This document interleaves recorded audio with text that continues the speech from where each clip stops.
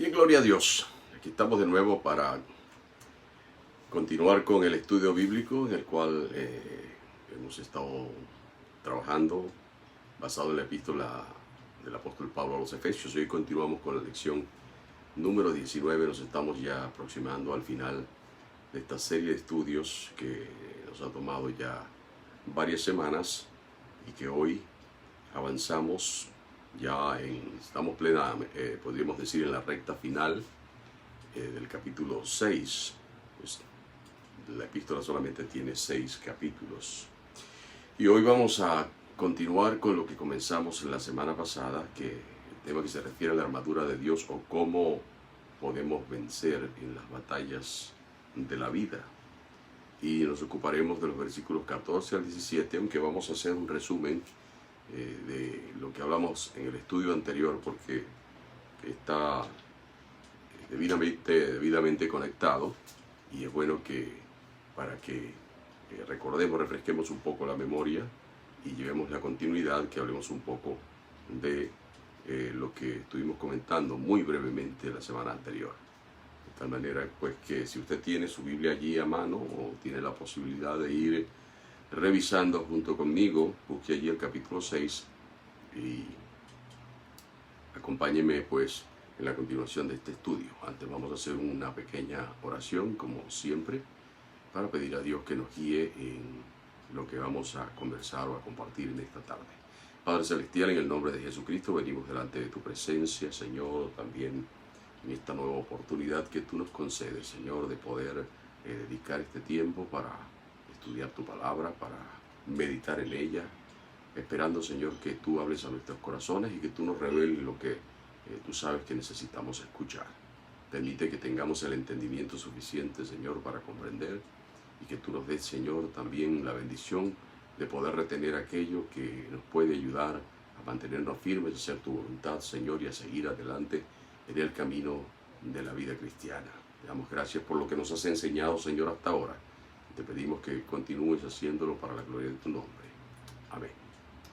Bien, bendecido sea el nombre del Señor, y saludo por allá a la hermana Ana, donde quiera que se encuentre. Creo que está en California. Que Dios le bendiga, y bendiga también a la hermana Sandra, por allá por los lados de Arlington, en Virginia. Bien, la semana pasada entonces estuvimos hablando de cómo en esta carta a los Efesios se nos habla sobre la necesidad de mantenernos firmes y defender la fe. Este, podríamos decir, en cierto sentido, es el pensamiento central a lo largo de esta carta del apóstol Pablo a los Efesios, que nos mantengamos firmes en la fe y que defendamos aquello, que peleemos, que batallemos por aquello que Dios nos da a los creyentes en Jesucristo. Y la fe que nosotros hemos alcanzado, que tenemos, se apoya en el poder y en la gracia de Dios, que es lo que hace y quien hace posible que nosotros podamos obtener la salvación.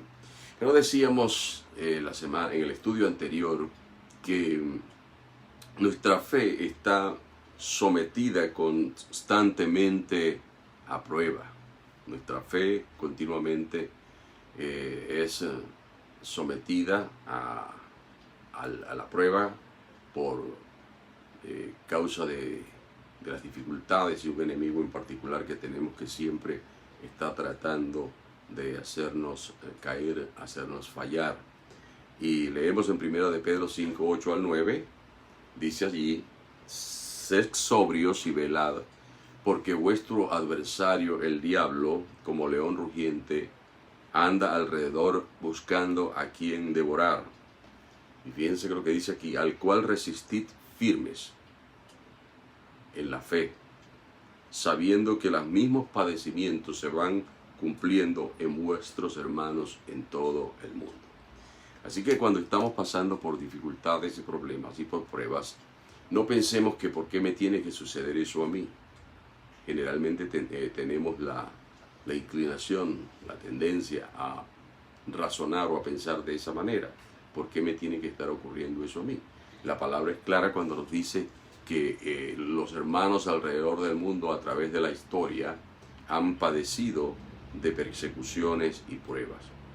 Y Jesucristo, en medio de las dificultades y las pruebas, Jesucristo enfatizó que hay que perseverar, es importante perseverar. No podemos volver atrás, no podemos renunciar al Señor y a seguirle. El Señor dijo, el que perseverare hasta el fin, ese será salvo. O sea que la salvación del alma depende de perseverar, no depende tanto del acto de aceptar a Cristo como Salvador. Ese es el inicio, sencillamente, ¿ve? Un acto de fe mediante el cual reconocemos que Jesucristo es el Salvador que murió por nuestros pecados, etc. Pero eso es, como ya digo, el inicio. Hay que seguir adelante. No es asunto de que me mantuve en la iglesia o me mantuve en la fe por 20, 30 años, pero luego me alejo. El que es el que perseverare hasta el fin. Dice Jesús, ese será salvo. Y también en Apocalipsis 2:10 dice, sé fiel hasta la muerte y yo te daré la corona de la vida, dice el Señor. O sea que eso es un camino que no termina. Y las luchas no pueden ser tomadas como una excusa para decir, no, es que tuve que apartarme o me alejé porque ya no aguantaba. No, es el que perseverare hasta el fin, ser fiel hasta la muerte, es decir, hasta lo último, el último tiempo que pasemos aquí en la tierra. Ahora bien, ya hemos dicho entonces que tenemos un enemigo y lo hemos reiterado varias veces, y eso lo sabemos nosotros los cristianos. Y es un enemigo, hemos dicho, que es poderoso, y en una oportunidad en estudios anteriores decía que el diablo es poderoso, pero no es todopoderoso. El diablo no puede hacer todo lo que quiera. El diablo es un enemigo poderoso. Y es más poderoso, y también decía en uno de los estudios anteriores, que nosotros en condiciones normales, de tú a tú, no podemos perseverar contra el diablo, no podemos vencerlo, porque es un ser mucho más fuerte, con muchas más capacidades que nosotros. Pero sin embargo, a pesar de que es un enemigo poderoso, vemos aquí en esta escritura que vamos a detallar seguidamente, que Dios nos suministra a los creyentes las armas para vencer, no solamente para sobrevivir, porque una persona puede sobrevivir a un ataque y quedar malherida o quedar lisiada para toda la vida, sino que Dios nos da armas no solo para sobrevivir, sino para vencer en esas batallas que como discípulos de Cristo debemos enfrentar. También decía yo en el estudio anterior que básicamente hay 3 claves que nos ayudan a nosotros a perseverar y a vencer en las batallas de la vida, de acuerdo con lo que estudiamos aquí. Una de esas es la que estudiamos la semana pasada, es estar bien informado. La otra es estar bien equipado, la clave número 2. Y la clave número 3 es estar bien entrenado. Entonces, clave número 1, estar bien informado. Clave número 2, estar bien equipado. Y clave número 3, estar bien entrenado. En lo que respecta a estar bien informado, les hago ahora un resumen de lo que hablaba la semana pasada. Que es vital estar bien informado en cuanto a quién es el enemigo y cómo trabaja, cuáles son sus tácticas y esas estratagemas o esas estrategias que el enemigo usa para tratar de apartarnos del Señor y que vivamos en derrota. Y para poder entonces nosotros mantenernos en victoria, es importante que nosotros tengamos conocimiento, estemos informados, porque el conocimiento es poder. Y decía en el estudio anterior que el diablo trata por todos los medios de crearnos dudas sobre la credibilidad de Dios. Esa es una de sus estrategias. También nos ataca a veces en forma de una persecución abierta, a veces no nos ataca aparentemente, y es lo que busca el enemigo, es que nosotros bajemos la guardia, nos descuidemos, para que cuando estemos descuidados, entonces él viene con lo que él sabe que puede afectarnos en un momento determinado. También el diablo usa como táctica crear confusión mediante falsas doctrinas, de manera que busca confundirnos, y también busca obstaculizar que nosotros sirvamos a Dios, y siempre está tratando de decirnos, está bien que tú quieras, pero recuerda, esto es prioritario, tú necesitas también hacer esto, necesitas hacer aquello. Y entonces nos presenta una serie de alternativas, no alternativas, pero nos presenta opciones, o nos presenta situaciones que nosotros debemos considerar y debemos decir, es verdad, yo tengo que hacer esto, y estas cosas no me permiten a mí servir al Señor aunque yo quisiera. Entonces le damos prioridad a otros intereses en lugar de darle la prioridad a Dios. También el diablo usa como táctica la división en las iglesias, divisiones entre los hermanos, divisiones que a veces fracturan notablemente las congregaciones, o también nos trata de motivar al orgullo espiritual, a pensar de que somos más fuertes, más sabios, más consagrados, más santos que otros, y entonces el enemigo usa eso como una táctica para alejarnos del Señor.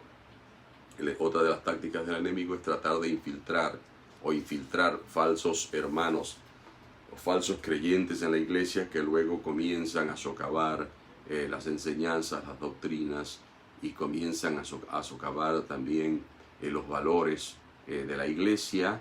Y si llegan a alcanzar alguna posición importante dentro de la iglesia, después se constituyen en un motivo de discordia, o de un motivo de división o de falsas doctrinas. También el enemigo usa como tácticas tratar de mundanalizar a la iglesia, es decir, que la iglesia llegue a sectar, porque en eso consiste la mundanalización de la iglesia. Mundanalizar a la iglesia es cuando la iglesia comienza a aceptar cosas que el mundo ve como normales, como aceptables, pero que contradicen lo que enseña la palabra de Dios. Pero entonces muchas veces, sobre todo sucede cuando las iglesias comienzan a decaer en su espiritualidad, o comienzan a decaer en su membresía. Entonces consideran muchos líderes engañados por el enemigo que la iglesia hay que modernizarla, y que no se debe ser tan fanático o tan estricto en algunas cosas, y que hay que ser más flexible, y poco a poco comienzan a aceptarse costumbres que son normales en el mundo, pero que es una táctica del enemigo para debilitar. ¿Ve? O otra de las tácticas es incitar directamente a desobedecer a Dios, como en el caso de Adán y Eva, y es una estrategia que no ha funcionado, y eso sucede básicamente cuando el creyente sabe exactamente cuál es la voluntad de Dios, qué es lo que Dios dice que se debe hacer, o qué es lo que Dios dice que no se debe hacer. Y aún a sabiendas de lo que Dios sabe, de lo que Dios dice que se debe hacer o lo que no se debe hacer, una cosa deja de hacerse, que es lo que Dios dice que debe hacerse, o se comienza a hacer lo que Dios dice que no debe hacerse. Entonces, a sabiendas, a conciencia, el diablo incita a mucha gente a desobedecer a Dios, porque Dios es amor, porque Dios no va a condenar a nadie, y así comienzan a entrar doctrinas falsas, y que van o son contrarias a lo que dice la palabra de Dios. Ahora, por eso es importante. Entonces, la clave número 1 para vencer las pruebas y las dificultades es estar bien informado de cómo trabaja el enemigo, pero también de cuál es la voluntad de Dios. Ahora, para que nosotros permanezcamos firmes como cristianos, necesitamos entonces recursos no solamente para defendernos, sino recursos ofensivos también para atacar. Por eso es que la clave número 2 es tan importante, y consiste en estar bien equipados. Obviamente, un soldado regular no se equipa a sí mismo.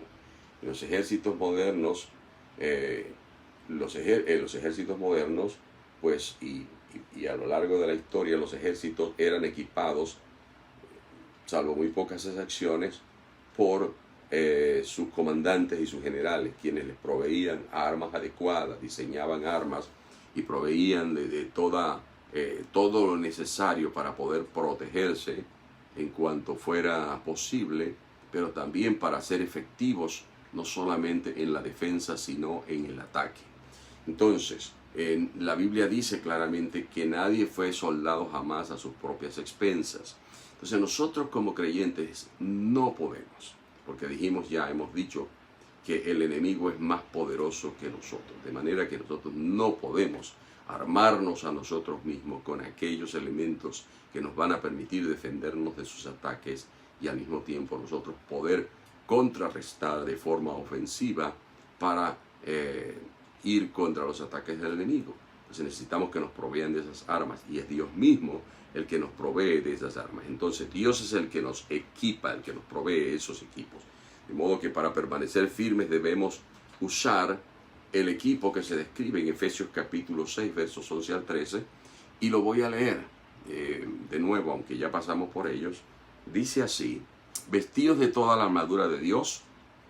Fíjense cómo dice el lenguaje que se usa, la armadura de Dios. Entonces, al vestirnos esa armadura que Dios nos provee, podemos estar firmes contra las acechanzas del diablo.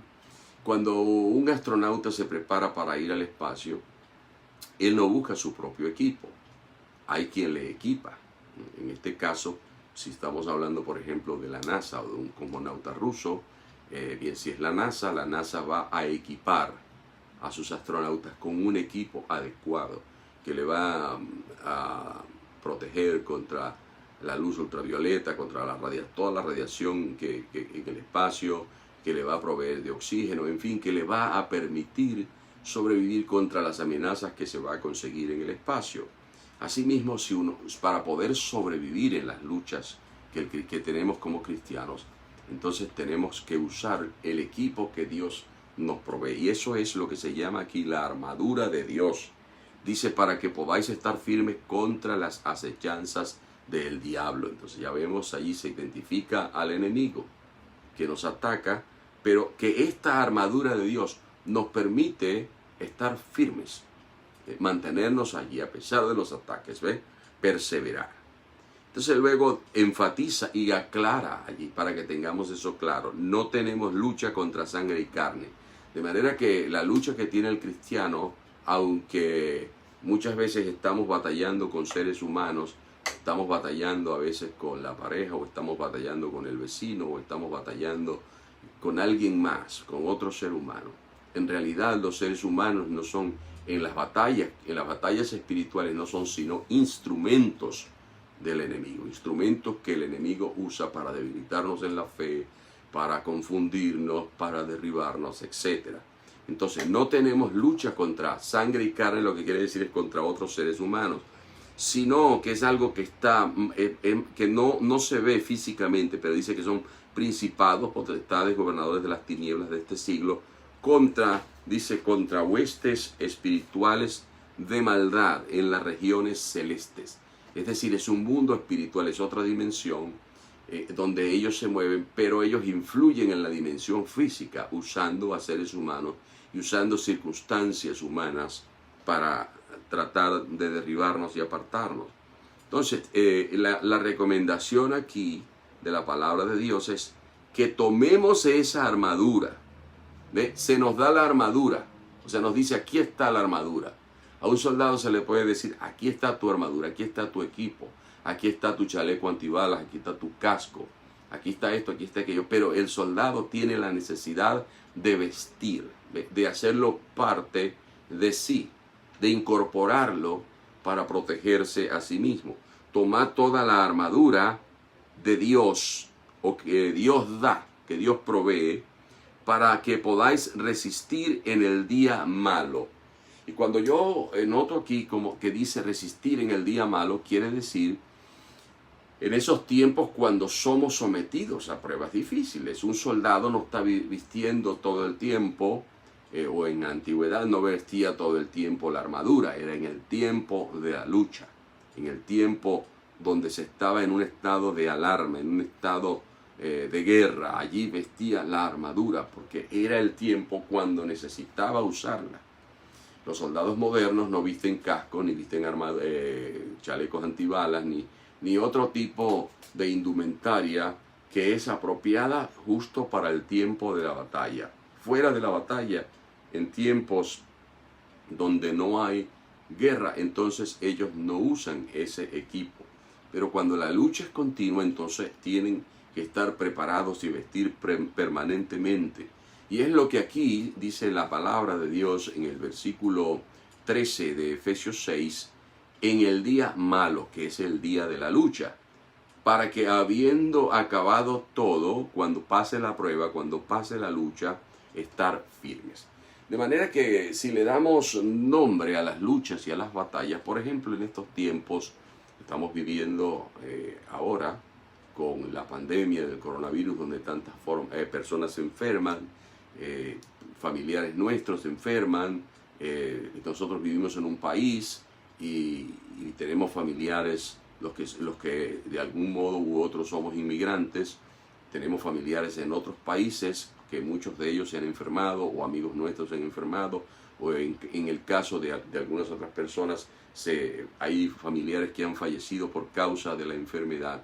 Esas son pruebas y luchas, sobre todo cuando se trata de familiares que nos gustaría de alguna manera estar allí a su lado para ayudarlos, para tenderles la mano, o estar con la familia en el caso de fallecimiento, para consolar, y no podemos hacerlo. Entonces tenemos esas luchas y esas pruebas, y el enemigo utiliza circunstancias como estas, sobre todo si somos personas muy apegadas a la familia, para crearnos dudas y presiones y tratar de afectar nuestra fe, nuestra confianza en Dios, y en muchos lamentablemente se llegan a crear inclusive situaciones como de resentimiento, lo cual no es deseable.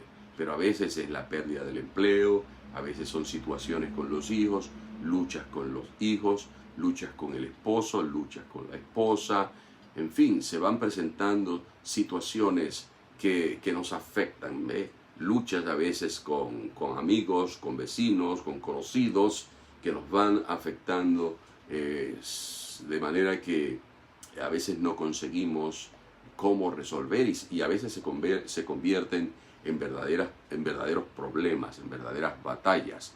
Pero cuando nosotros vestimos la armadura de Dios, y la armadura, o sea, el equipo que Dios nos da, el equipo espiritual que Dios nos da, entonces nosotros vamos a ser capaces de resistir. Comienza diciendo entonces, y nos vamos al versículo 14, porque el versículo 13 dice que entonces que nos vistamos de la armadura para que podamos resistir en el día malo. Ya en el versículo 14 que nos toca analizar hoy dice: estad pues firmes, ceñidos vuestros lomos con la verdad y vestidos con la coraza de justicia. Ya comienza allí a describir ese equipo, esa armadura, de ceñidos vuestros lomos con la verdad, y nos dice cómo es que se va a usar, vamos a decir así, esa armadura. Vestidos con la coraza de justicia, calzados los pies con el apresto del evangelio de la paz, y sobre todo tomad el escudo de la fe, con que podáis apagar todos los dardos de fuego del maligno, y tomando el yelmo de la salvación y la espada del Espíritu, que es la palabra de Dios. Entonces habla allí de ceñir, habla de coraza, habla de calzarse los pies, habla del escudo de la fe, habla del yelmo o el casco, y habla también de una espada. Entonces, dice que debemos estar firmes y ceñidos nuestros lomos con la verdad. O sea, nosotros los cristianos hemos sido introducidos en una fe que se basa en la verdad. Jesucristo dijo que Él es la verdad. Jesucristo dijo: conoceréis la verdad y la verdad os hará libres. El enemigo engañó a Eva con la mentira, y Adán y Eva echaron a un lado la verdad. Entonces el enemigo les engañó, porque dejaron la verdad de Dios para seguir lo que no era la verdad, sino la mentira. Entonces, nosotros los cristianos estamos llamados, según dice allí, a estar ceñidos. Dice: ceñidos vuestros lomos con la verdad. Y es importante la verdad, porque con la verdad nosotros es como somos capaces de disipar todo engaño del enemigo.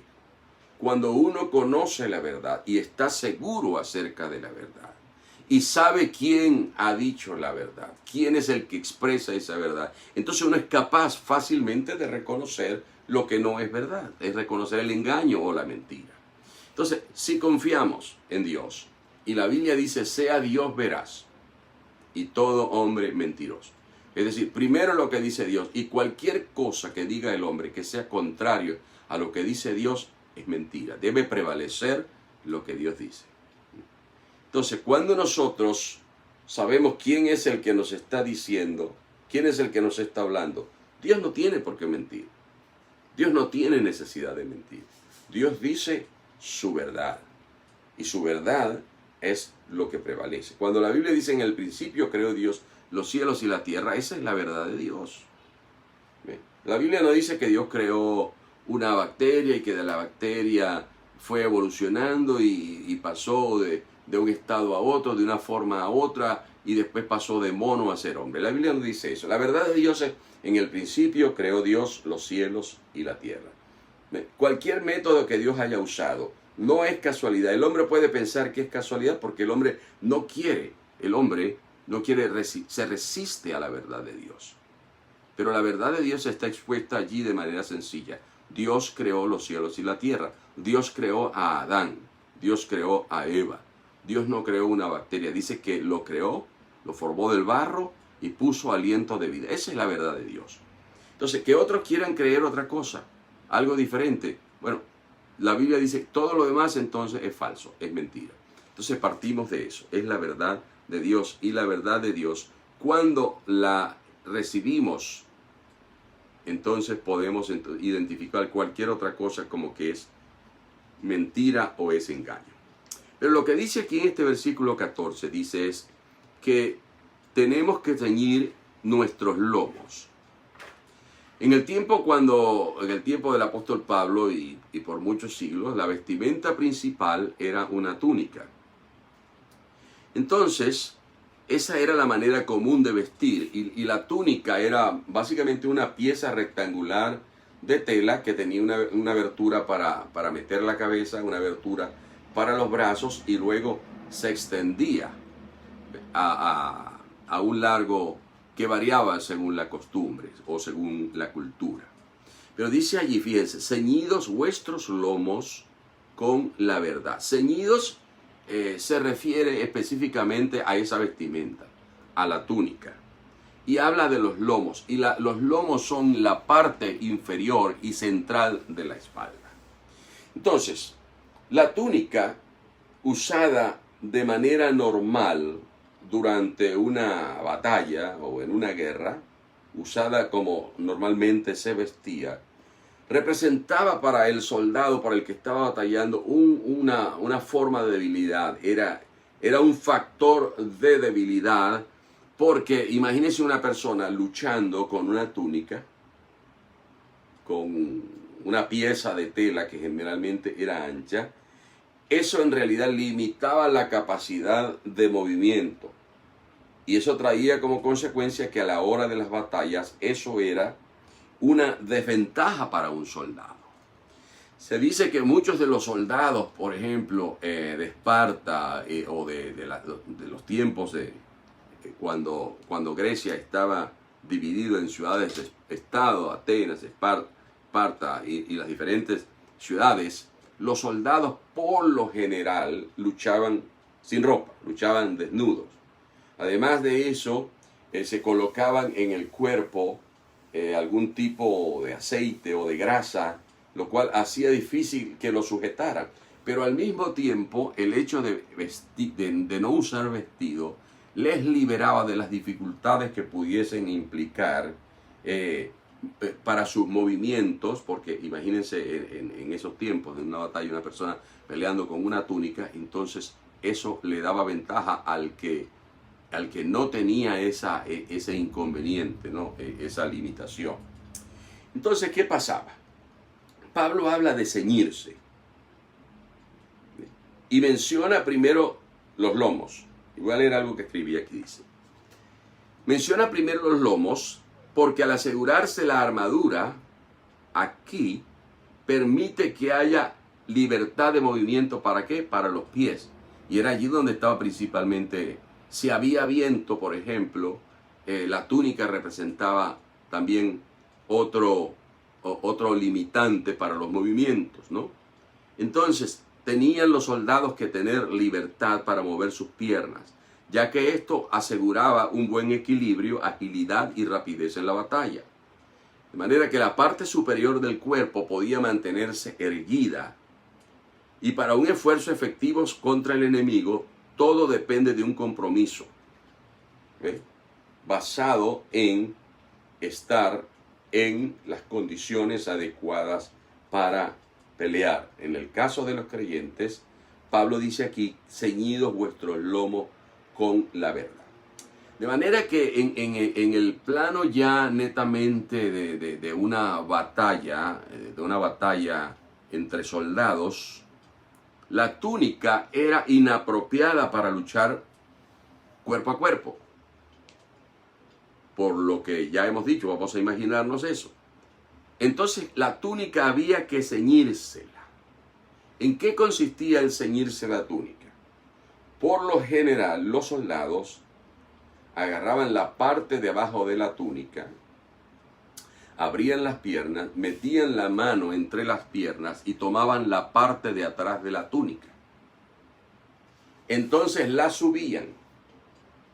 Al subirla, recogían de cierta manera la túnica, se subían la tela de la túnica hasta la cintura o más arriba de la cintura.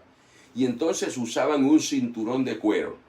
Y con el cinturón de cuero venían y se sujetaban. Estaban ciñendo la túnica, sujetándola en sus lomos con un cinturón de cuero. Y eso obviamente ya minimizaba las dificultades que representaba tener esa tela suelta, esa túnica suelta. Y entonces les daba más libertad de movimiento. Era muy común entre los soldados en la época cuando se vestía túnica. Ahora, dice que hay que ceñirse. Y ceñirse es un símbolo, porque el ceñirse es equivalente cuando nosotros decimos, por ejemplo, en algunos países, en algunas culturas, cuando decimos que la persona tiene que prepararse para ir hacia adelante y luchar, dice que hay que arremangarse los pantalones, ¿verdad?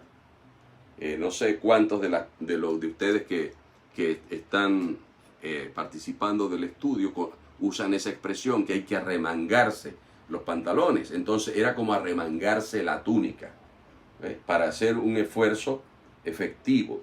Entonces esto es un sinónimo, eso de ceñidos vuestros lomos, es un sinónimo de prepararse para la acción, para el avance.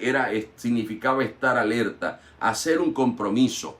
Pero ese estar alerta tiene que ser un estar alerta con la verdad. Es un compromiso que hacemos un compromiso que hacemos para servir a Dios, para seguir a Dios, para mantenernos fieles a Dios, basados en la verdad que nos ha sido revelada. Ahora, ya decía yo que la túnica entonces se ciñe con un cinturón que era generalmente fabricado de cuero. Y el cinturón era un instrumento que ayudaba a mantener la libertad de movimiento para la acción. Ceñir significa ajustarse uno a lo que dice o hace. Uno dice, no, es que yo me estoy ciñendo a las instrucciones que se me dieron. Yo me estoy ciñendo a la ley, dicen los abogados o dicen los que representan la ley. Entonces, el cristiano debe ceñirse, ajustarse a lo que Dios le dice. Y cuando el cristiano se ciñe y se ajusta a lo que Dios le dice, entonces tiene ventaja porque Dios le respalda. Y puede entonces enfrentar las dificultades y enfrentarse a las batallas de la vida. Ceñidos vuestros lomos con la verdad. ¿Por qué? Porque, como dije anteriormente, la verdad protege al cristiano del engaño, de la confusión. Ahora, si sin la verdad, un creyente sin la verdad no está preparado para afrontar los retos de vivir como Dios espera. Sin la verdad no estamos en posición de prevalecer como cristianos. Ahora ya dije que Jesús dijo que Él es la verdad. Ahora bien, nosotros creemos y podemos creer Jesús es la verdad. Pero también, hermanos, tenemos dónde se nos revela esa verdad. Esa verdad se nos revela en la Biblia. Y usted nota, si ha seguido los estudios, desde el principio yo siempre hago énfasis en la necesidad que tiene el creyente de leer la Biblia, de estudiar la Biblia. Y qué bendición, hermanos, es cuando tenemos la posibilidad de que alguien nos explique la Biblia. O cuando tenemos una Biblia y podemos leerla. La Biblia no sirve de nada debajo de la almohada, ni en un atril allí en medio de la sala. La Biblia no sirve de nada en una biblioteca. La Biblia, el Nuevo Testamento no sirve de nada porque lo llevemos en el auto. No, no sirve de nada. La Biblia sirve es cuando nosotros la leemos, meditamos en ella y la ponemos por obra. Entonces la Biblia es la verdad, porque sin la verdad que allí se nos ha revelado no podemos prevalecer como cristianos. Entonces la Biblia es la que ceñirse en cierta manera favorece las capacidades y el movimiento ágil en el tiempo de la lucha. O sea, la capacidad de reacción aumenta cuando la verdad está aquí y de aquí pasa al corazón y está en nuestros pensamientos, ¿no? Debemos entonces estar convencidos de que el Evangelio es la verdad. Un cristiano que no está convencido de que el Evangelio es la verdad, sino que tiene que recurrir, que está la mitad aquí en el Evangelio y la mitad en la idolatría, o la mitad en el Evangelio y la mitad en el yoga, la mitad en el Evangelio. Esa es una persona que está confundida. Está confundida y necesita enfocarse porque está desenfocada.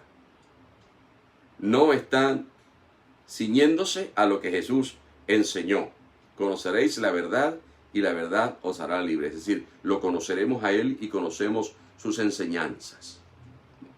Debemos entonces no solamente conocer la verdad, porque de qué nos sirve, es como ir al doctor y saber cuál es la enfermedad y cuál es el medicamento. Pero de qué nos sirve ese conocimiento si no procedemos a aplicar el medicamento de los tratamientos que se nos han indicado, que se nos han prescrito. Debemos también entonces apropiarnos de la verdad, aplicarla a nuestra vida, creerla, actuar de acuerdo, dar pasos de acuerdo con nuestra vida. Si una persona tiene, por ejemplo, una lesión, hace unos días atrás yo tenía un dolor en la parte del omóplato izquierdo y entonces comencé a investigar y entonces me di cuenta cuál era el nombre de la lesión, por qué se producía la lesión.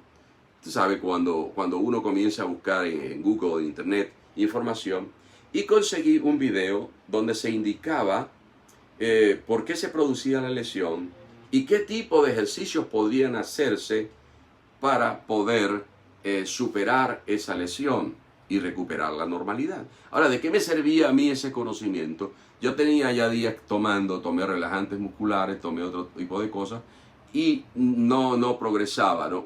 Hice otro tipo de ejercicio que en ocasiones me han servido cuando tengo alguna dolencia en la espalda y que no es grave y que es por dolencias musculares, por problemas musculares, contracturas y eso.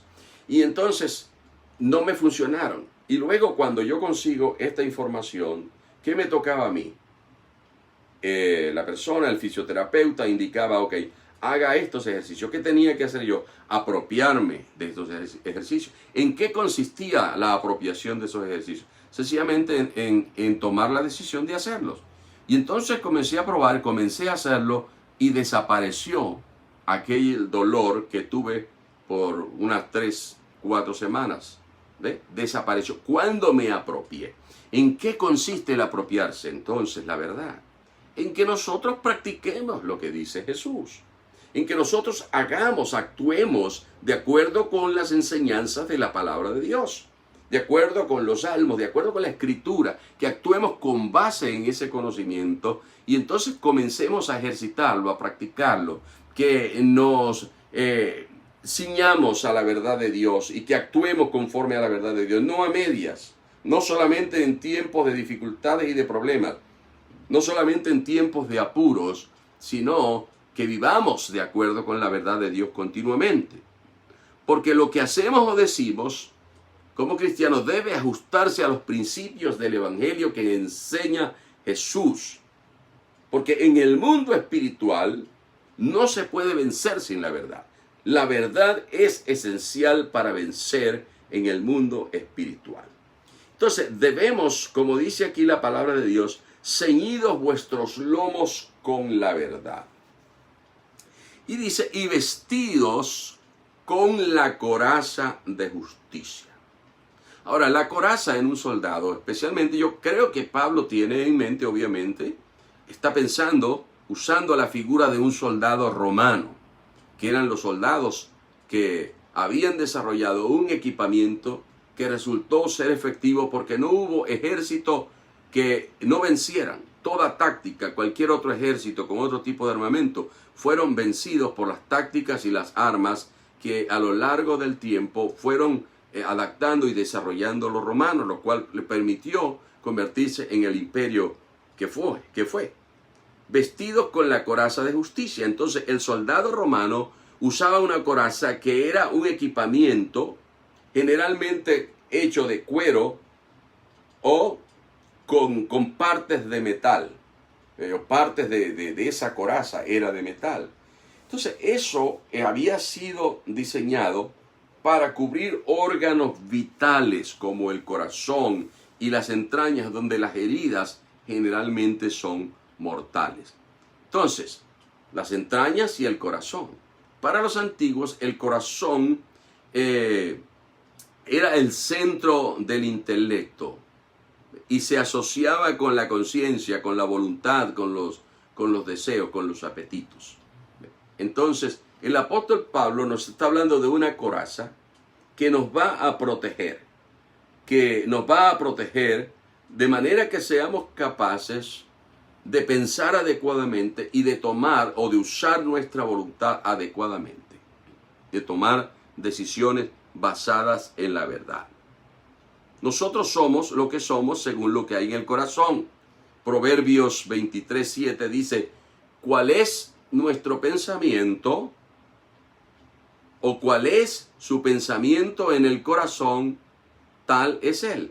O sea, de acuerdo como nosotros pensamos, actuamos.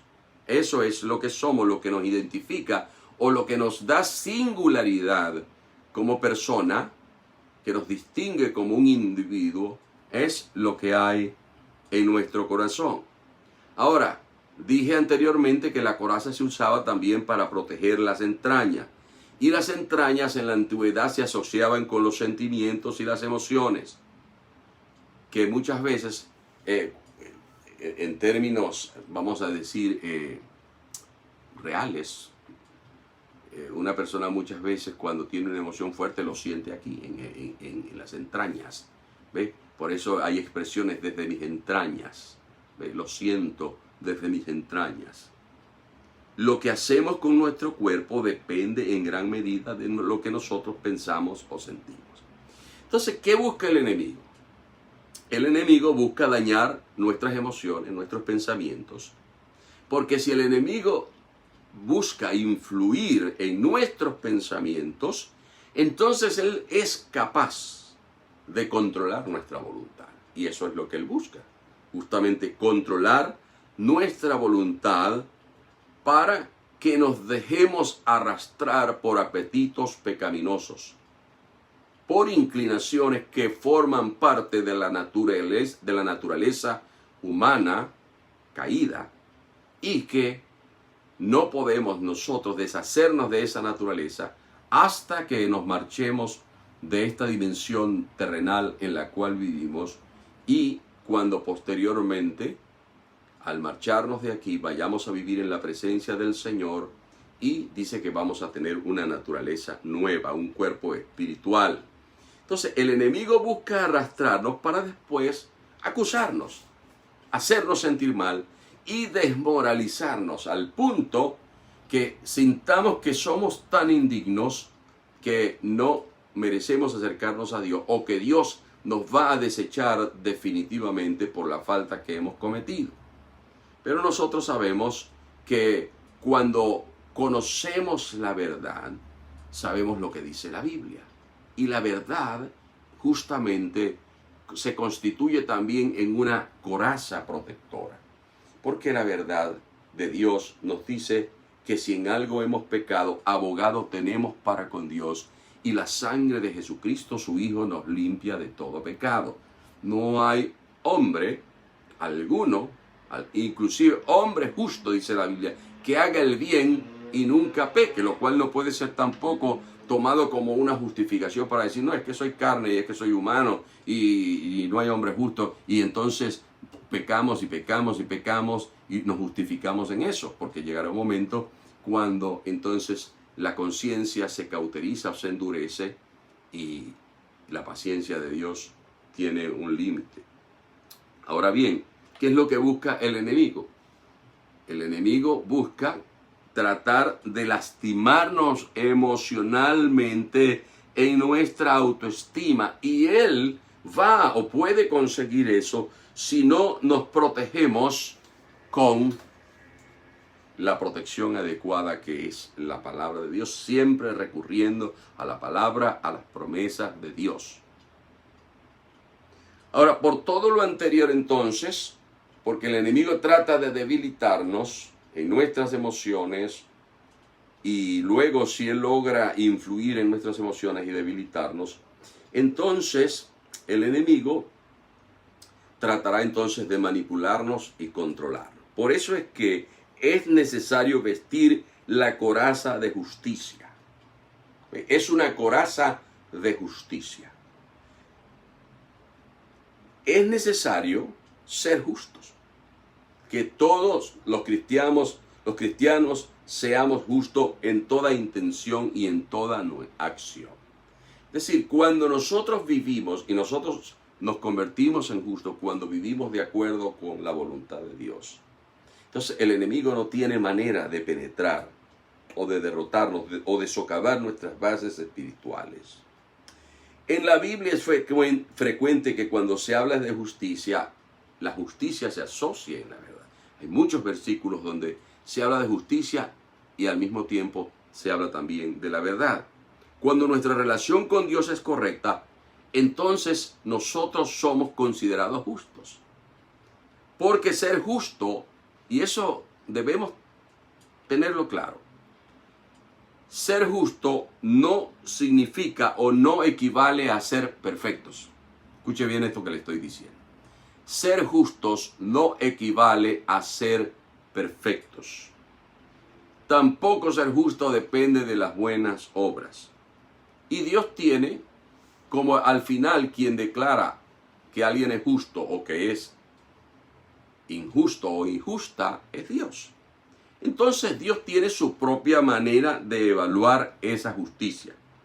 Efesios 2, 8, 9, lo estudiábamos al principio, dice: porque por gracia sois salvos por medio de la fe, y esto no de vosotros, pues es don de Dios, no por obras, para que nadie se gloríe.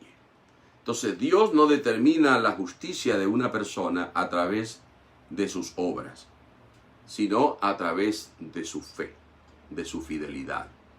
Y la fe que lleva a la fidelidad, al mismo tiempo, conduce a la realización de obras que le agradan a Dios, obras de justicia, o lo que nosotros generalmente denominamos buenas obras. Hacer el bien al prójimo y hacer lo que a Dios le agrada, servir a Dios, obedecer a Dios y actuar de acuerdo con la justicia de Dios. Entonces, cuando nosotros recibimos la gracia de Dios viene a ser para nosotros una coraza protectora. Esa gracia, ese conocimiento, esa verdad se convierte en una coraza protectora de nuestros pensamientos, de nuestras emociones, y obviamente eso va a influir en la manera como nosotros utilizamos nuestro libre albedrío. Por ejemplo, hay religiones, como en el caso del Islam, donde el libre albedrío no funciona. Usted cree lo que ellos dicen, lo que los líderes dicen, porque sí, lo cree sí porque sí. Y si usted no lo cree, entonces usted es considerado una persona infiel y como infiel debe morir. En el Evangelio no es así. En el Evangelio de Cristo a usted se le presenta la palabra. El Señor presenta la palabra, pero no te obliga a aceptar esa palabra. Es decisión tuya. Ahora bien, Él es claro. Si tú rechazas esa palabra, te atienes a las consecuencias. Si tú crees esa palabra como verdad, pero no vives de acuerdo a esa palabra, te atienes a las consecuencias. Eso llega. El juicio llegará. No está oculto en la Biblia, pero tienes que utilizar tu libre albedrío para creer o rechazar. Entonces, la verdad que nosotros recibimos, cuando la internalizamos, es decir, cuando nos apropiamos de ella, crea una coraza contra las mentiras, los engaños, las insinuaciones del enemigo. Y cuando viene la dificultad, esa verdad que nos ha sido enseñada, a nosotros nos sirve para entender que las dificultades son parte de la vida cristiana, que todo aquel, dice la Biblia, y será que todo aquel que quiere vivir piadosamente padecerá persecución. Está claro. No, dicen que en guerra avisada no mueren soldados. Entonces ya nos ha sido avisado. Hay unos que tienen más dificultades y pruebas más difíciles que otros, pero ya leímos lo que dice allí en Primera de Pedro, que esas dificultades o las pruebas van ocurriéndole a los hermanos en todas partes, a lo largo de la historia. Y eso no va a cesar hasta que el Señor Jesucristo venga por segunda vez. No va a cesar en nuestro caso particular, individual, hasta que nos vamos de este mundo. Entonces, vuelvo a repetir este pensamiento porque creo que es importante que lo consideremos. Cuando se recibe la gracia de Dios, esta se convierte en una coraza protectora de nuestros pensamientos, de nuestras emociones y de la manera como nosotros usamos nuestro libre albedrío. Romanos 3:10 dice, como está escrito, no hay justo ni aun uno. Entonces, podríamos decirnos, pero bueno, nos está diciendo que nos vistamos con la coraza de justicia, es decir, que tenemos que ser justos, que tenemos que vivir justamente, que tenemos que tomar decisiones justas. Pero si no hay justo ni aun uno, eso lo está diciendo que en términos de lograr la justicia por los propios medios o méritos, no es posible. Eso no es posible. Romanos 3:21 al 24 dice, pero aparte de la ley se ha manifestado, oiga bien, la justicia de Dios, testificada por la ley y los profetas, la justicia de Dios por medio de la fe en Jesucristo. En este caso, la justicia consiste, o una persona se hace justa cuando acepta y vive de acuerdo con la fe en Jesucristo. La justicia de Dios por medio de la fe en Jesucristo para todos los que creen en Él, porque no hay diferencia por cuanto todos pecaron. Dice, no hay diferencia entre judíos y no judíos. Por cuanto todos pecaron, están destituidos de la gloria de Dios. Entonces, todos los humanos, si Dios aplica la ley de acuerdo a sus demandas, dice que la paga del pecado es muerte. Dice en Romanos 6:23 que la paga del pecado. Entonces, si Dios utiliza ese precepto para juzgar a toda la raza humana, entonces toda la raza humana debe extinguirse. Pero dice en Romanos 6:23 también, mas la dádiva de Dios, o el regalo, la gracia de Dios, es vida eterna. Pero vida eterna, ¿cómo? Para obtener vida eterna, porque el pecado nos hace injustos. Entonces, para ser justos, la condición de pecador debe superarse. La superamos poniendo nuestra fe en Cristo. Si la paga del pecado es muerte, Cristo paga el pecado a través de la deuda del pecado a través de su muerte. Y su muerte, al ser el pago por el pecado, ya elimina aquello por lo que somos entonces denominados injustos o llegamos a ser injustos. Entonces pasamos a ser justos Es decir, que no tenemos deuda contra Dios basado en la fe en Jesucristo. Dice, todos están destituidos de la gloria de Dios, siendo justificados gratuitamente por su gracia. Gratuitamente es porque nosotros no tenemos que pagar el precio, que es la muerte, pero hay alguien que lo pagó, es Jesucristo. Mediante, entonces, siendo justificados gratuitamente por su gracia, mediante la redención que es en Cristo Jesús, Señor nuestro. Entonces, esa verdad debe ser una coraza protectora. Cuando el enemigo venga a tratar de echarnos en cara nuestras debilidades, nosotros debemos recurrir, si esas fallas que el enemigo o aquello de lo que nos acusa el enemigo es verdad, ¿qué tenemos que hacer? Recurrir a Cristo, ir a Cristo. Usar esa verdad de que la sangre de Jesucristo, su Hijo, nos limpia de todo pecado. De que estamos completos en Cristo, de que no tenemos que buscar algo más, de que no hay sacrificios adicionales que hacer. Porque en ningún otro hay salvación, dice en Romanos. Porque no hay otro nombre bajo del cielo, es decir, en la tierra. No hay otro nombre en el cual podamos ser salvos, sino en Jesucristo. Eso tiene que ser una coraza. Y cuando nosotros nos mantenemos allí firmes, no tiene manera el enemigo de lastimar, de manipularnos, de mantenernos en derrota. Las pruebas vendrán, pero también dice la Biblia que no seremos tentados más allá de lo que podemos resistir. Romanos 5:21 dice, así como el pecado reinó para muerte, así también la gracia reine por la justicia para vida mediante Jesucristo. Para justicia, para ser justificado, para ser considerados justos delante de Dios. Y esto tiene que ver también la idea de una balanza. Si usted va a comprar 1 kilo o 1 libra de algo, entonces usted espera que esa balanza sea una balanza justa. Entonces esa balanza se ha graduado para que registre exactamente el peso de lo que usted quiere. Entonces, si usted va a comprar 1 kilo, cuando se pone en esa balanza, lo justo es que esa balanza indique que lo que está allí, que la cantidad del producto o lo que sea, es exactamente lo que usted desea. Medio kilo, 1 libra, media libra, 1 kilo, que sea exacto. Eso es lo justo. Entonces, lo justo delante de Dios es vivir delante de Él sin pecado. Sin pecado. Y eso es lo que nos ayuda, entonces, tener esa convicción a mantenernos firmes. Filipenses 3:9 dice, ser hallados en Él, o sea, en Cristo, no teniendo mi propia justicia, no son mis obras, que es por la ley. O sea, la ley son obras.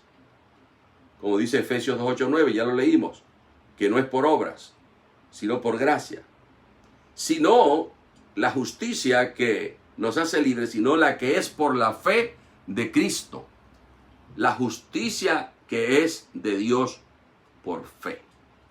Se decía al principio que la epístola a los Efesios es una carta que se concentra mucho en mantenernos en la fe. Se concentra mucho en defender, en pelear por la fe, en pelear, en batallar para mantenerse en la fe. Muchos cristianos no llegan a entender el valor de la revelación que se les da. Mucha gente que va a la iglesia y que se identifican y consideran a sí mismos cristianos, no entienden el valor de esa revelación que han recibido, mientras millones de personas se han perdido a lo largo de la historia y nunca alcanzaron salvación, sino que murieron en condenación porque nunca reconocieron la verdad. Los creyentes, los que oímos el Evangelio, tenemos el privilegio de esa revelación y debemos valorarla por encima de todas las cosas.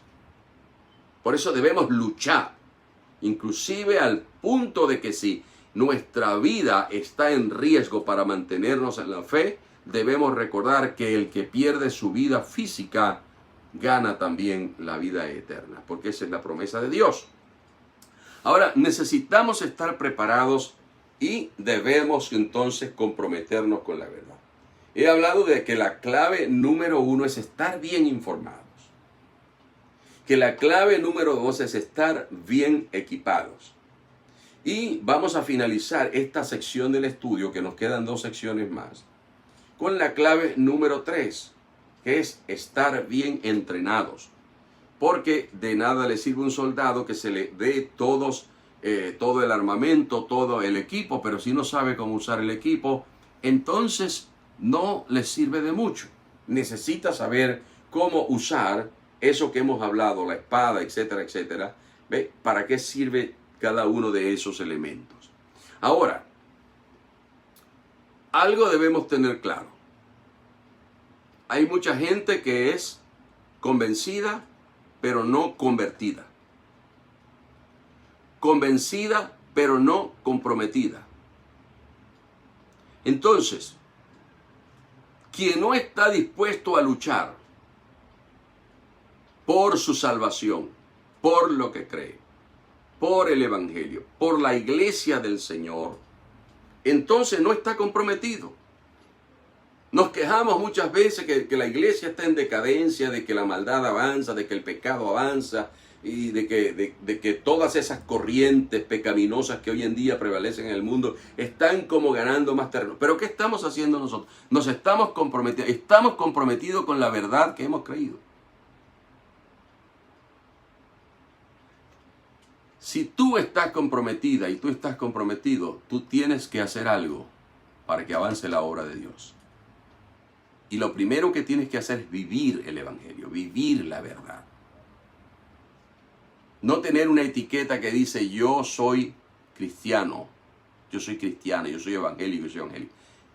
No se trata de tener una etiqueta que indique la denominación, si eres pentecostal, si eres bautista o si eres lo que seas. No se trata de eso. Cualquiera puede tener una etiqueta. Pero lo primero, la primera línea de testimonio es la vida mía.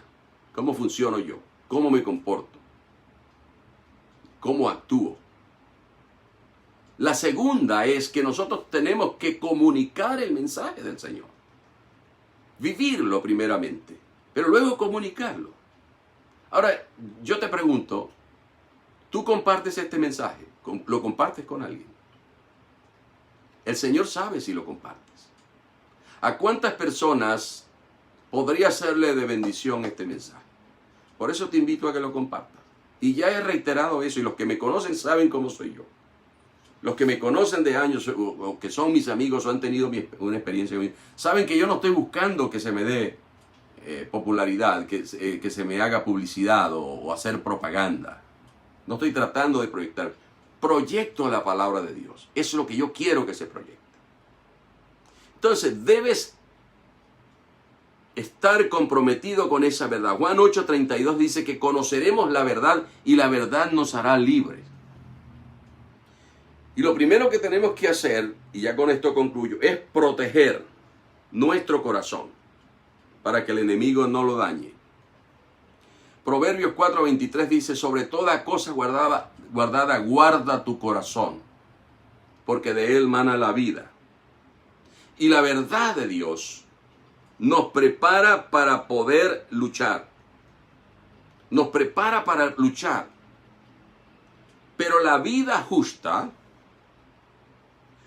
protege nuestras convicciones y acciones para andar según la verdad de Dios. Vuelvo a repetir antes de que nos despidamos. La verdad nos prepara para luchar. O sea, conocer la Biblia, participar del estudio, eso nos prepara para luchar.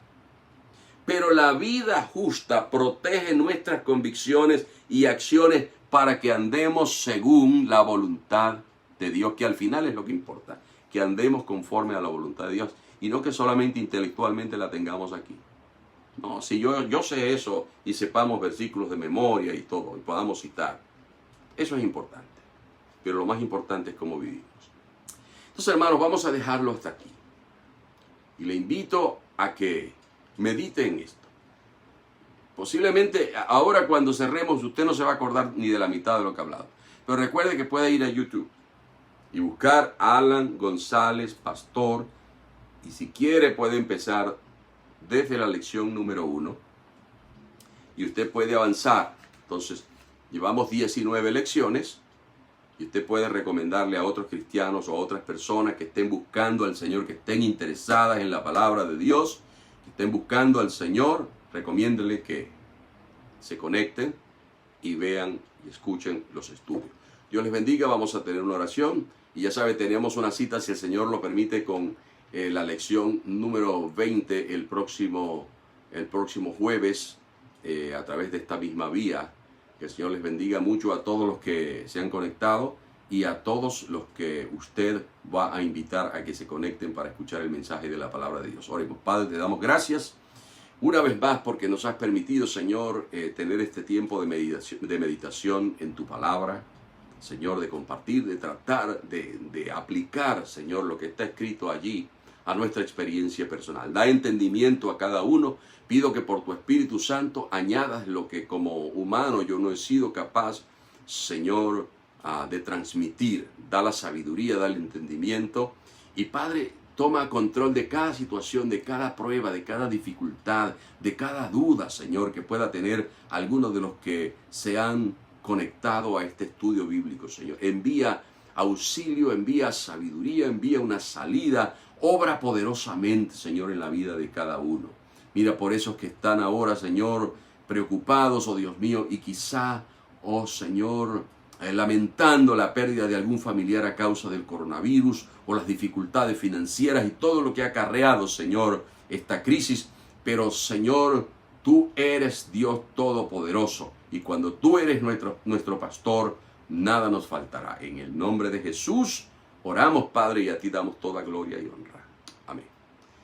Dios les bendiga y nos vemos entonces en la próxima lección a través de esta misma vía. Dios les guarde.